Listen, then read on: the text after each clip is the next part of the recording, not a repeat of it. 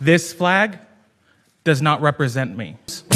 Gays Against Groomers is a coalition of gay people who do not stand for the sexualization, medicalization, or indoctrination of children. What adults do with their body is up to them, but leave the kids alone. There has been increased recognition and acceptance of the LGBTQ community. As a result, discussions about the inclusion of LGBTQ topics in educational curricula, even at the elementary school level, have emerged. A lot of persons, including those of the LGBTQ community, have raised concerns and arguments against the teaching of LGBTQ topics to young children. They are saying that introducing LGBTQ education in elementary school is inappropriate and wrong. One of the primary concerns raised is the age-appropriateness of introducing LGBTQ topics to elementary school children. No child is born in the wrong body. I am not oppressed. I am not silenced. I am a gay man. I am here today because of two reasons. One is to protect children against the idea that they can in fact change their gender. This is because gender is rooted in your biology. However, gender expression is not.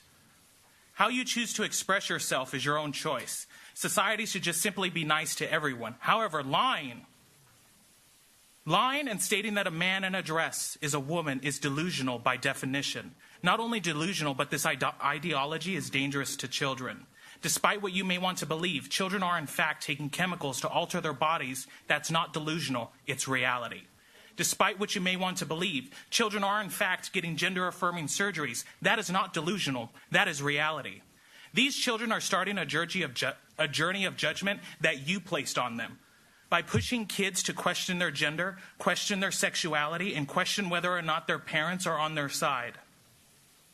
Therefore, the word predator is being used in the context of grooming, not because he or she is gay, but because the idea that gender is fluid, because in reality, it is not. It is a danger to children for the reasons that I stated above. Many argue that children at this age may not possess the cognitive development necessary to comprehend complex concepts such as sexual orientation or gender identity. They contend that discussions of this nature may confuse or overwhelm young minds, potentially leading to unnecessary anxiety or premature exploration of their own identity. They also stress the importance of respecting parental authority and values in shaping a child's moral and social education. They argue that parents should have the right to determine when and how to introduce topics relating to sexual orientation and gender identity to their children in accordance with their own beliefs and culture backgrounds. Teaching LGBTQ topics in elementary schools is an infringement upon parental rights, particularly if it contradicts their religious or cultural teachings. Others argue that introducing LGBTQ education in elementary schools might be better addressed within comprehensive sex education programs,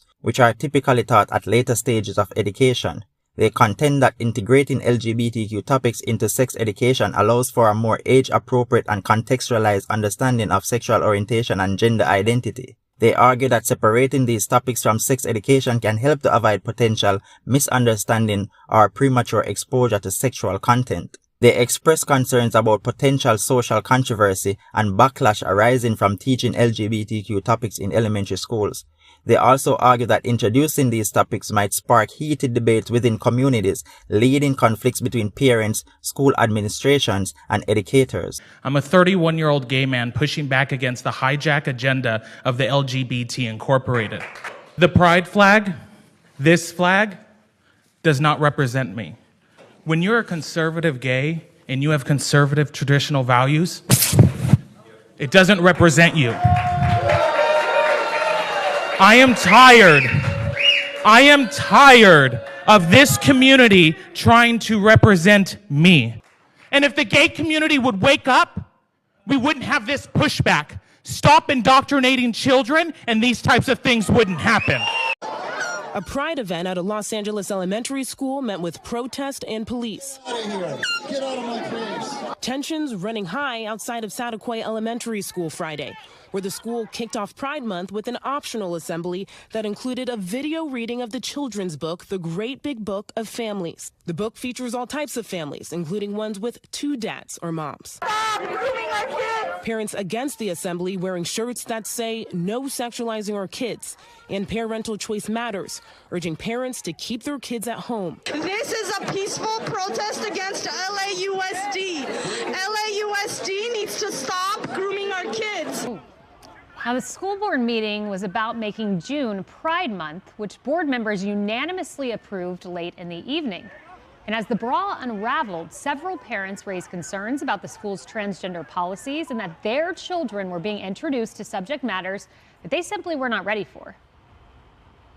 They need to stop asking little children what they sexually identify as. Children are not sexual beings, nor should they be. The sexualization of children is pedophilia. Nothing more, nothing less. I'm completely against the law that they're trying to pass to teach little kids in the school, 6 years old, to decide about sexual things. They don't even know what's going on. Teaching a 6-year-old about sexuality, I mean, this should be common sense. But if you feel similar to those parents and you want to say in your child's education, you might get put on a hate group list. Such controversies can create an adverse learning environment for students, diverting attention away from core educational objectives. Many LGBTQ persons propose alternative approaches that emphasize the importance of respectful inclusion and diversity education without specifically addressing LGBTQ topics. They argue that focusing on general principles of tolerance, acceptance, and kindness can foster a welcoming environment for all students, regardless of their backgrounds, including LGBTQ individuals. By avoiding explicit discussions of sexual orientation and gender identity, they believe that a more inclusive environment can be created without crossing potential boundaries or causing discomfort among students or parents, and said that providing children with age-appropriate and inclusive education can promote understanding, reduce bullying, and create an inclusive learning environment for all students. They also said that striking a balance between respecting parental rights, age appropriateness, and fostering inclusive environments is essential. These LGBTQ persons do have valid concerns regarding the introduction of LGBTQ topics to elementary school children, and this goes to show that they still have some moral attributes about them. So I do pray with all that they will come to the understanding of truth and turn from their ways, which is against the ways of God, and serve God in spirit and in truth. Anyways, I hope you enjoyed watching this video, and I do pray that we all continue in striving to please God. Please remember to like, subscribe, and hit the notification bell so you can be notified when new videos are uploaded. Thanks for watching.